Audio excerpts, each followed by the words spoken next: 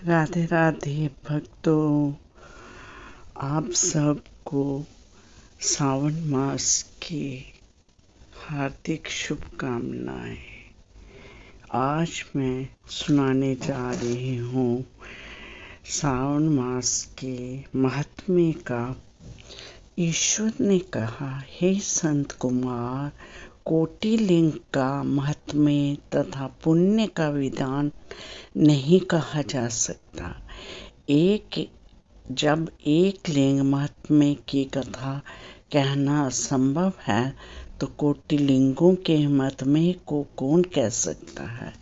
इस महीने में एक लिंग के बनाने से भी जीव मेरे पास निवास करता है।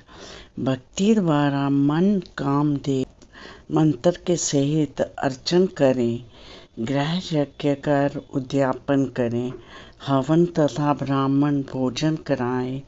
इस तरह व्रत को करने से असमय में मृत्यु नहीं होती। इस मास का व्रत के सहित लिंगार्चन विंध्यात्व को हरण कर संपूर्ण आपत्ति को दूर करता है, सब ऐश्वर्य की वृद्धि करने वाला है।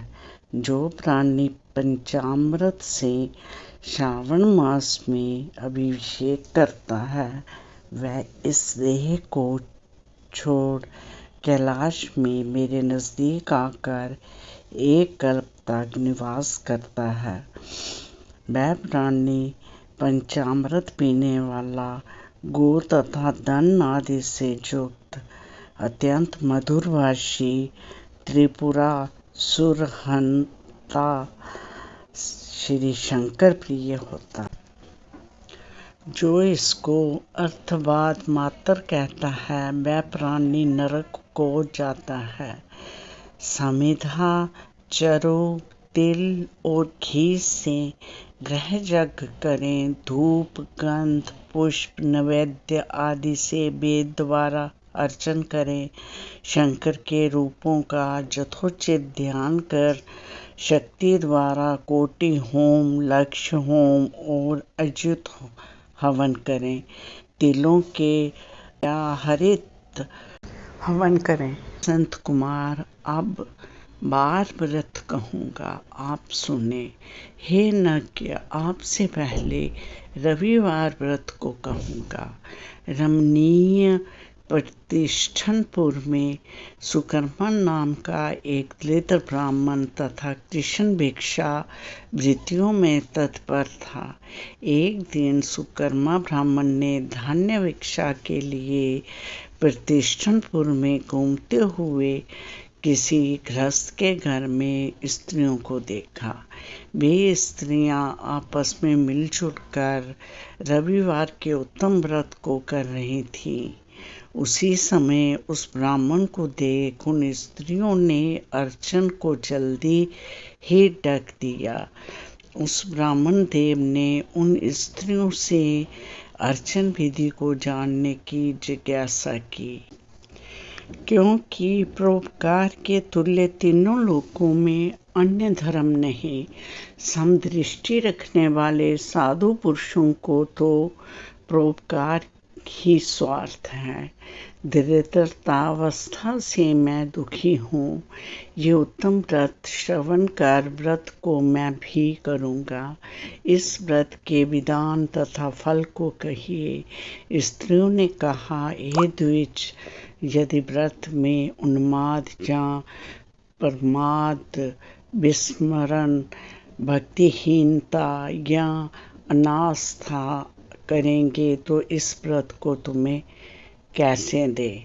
उनकी ऐसी वाणी को श्रवण कर उत्तम ब्राह्मण ने कहा, हे स्त्रियों, मैं ज्ञानी तथा भक्ति युक्त उत्तम व्रत को करने वाला हूँ। इस तरह उसकी वाणी सुनकर उन स्त्रियों में से एक प्रौढ़ा स्त्री ने रविवार के व्रत तथा उसकी विधि उससे कही। श्रावण मास के शुक्ल पक्ष के पहले रविवार को मौन होकर उठें। ठंडे पानी से स्नान कर नित्य कर्म करें। पान के पत्ते पर 12 परिधि वाला मंडल लिखें।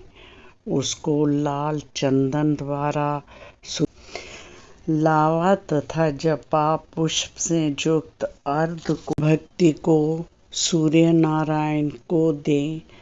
जपा पुष्प और उपचारों द्वारा युक्त करें। नारिकेल बीज और खंड शर्करा से युक्त सूर्य के मंत्रों को कहकर नैवेद्य दें। सूर्य के 12 मंत्रों द्वारा सतवन करें। 12 बार नमस्कार करें। 12 बार प्रदक्षिणा करें और 6 सूत को एक में मिलाकर उसमें 6 ग्रंथि लगावें।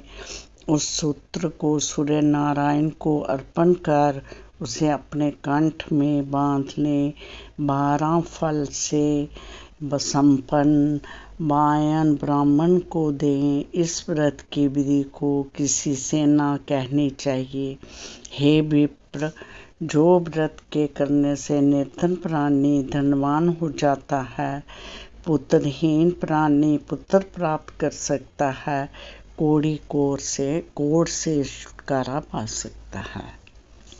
हे विप्रेंद्र, विशेष क्या कहा जाए। जिस वस्तु की अभिलाषा करता है वह सब साधक इस प्रकार व्रत के प्रभाव मात्र से प्राप्त कर लेता है।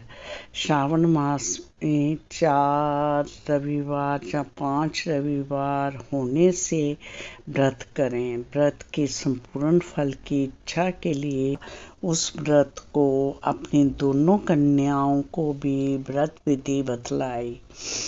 उस व्रत के सुनने से और अर्चन तथा दर्शन मात्र से ही दोनों कन्याएं देवांगना के तुल्य व्रत विधि के प्रभाव मात्र से सुंदर हो गईं। उसी दिन से उस विप्र के घर में लक्ष्मी निवास करने लगी। अनेक रास्तों से अनेक निमित्तों सहित वह ब्राह्मण उस दिन से लक्ष्मीपति हो गया। किसी राजा ने उसी ब्राह्मण के बालिकाओं को देखने से राजा मोहित हो गया।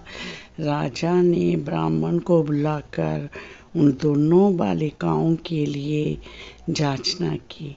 ब्राह्मण ने भी प्रसन्न हो दोनों बालिकाओं को राजा को दे दिया। वे दोनों बालिकाएं राजा के साथ बहुत खुश रही। प्रसन्नचित्त हो बालिकाएं इस व्रत को कर पुत्र पौत्रादि से युक्त हुई। हे मुने, हर हर महादेव, हर हर महादेव। राधे राधे।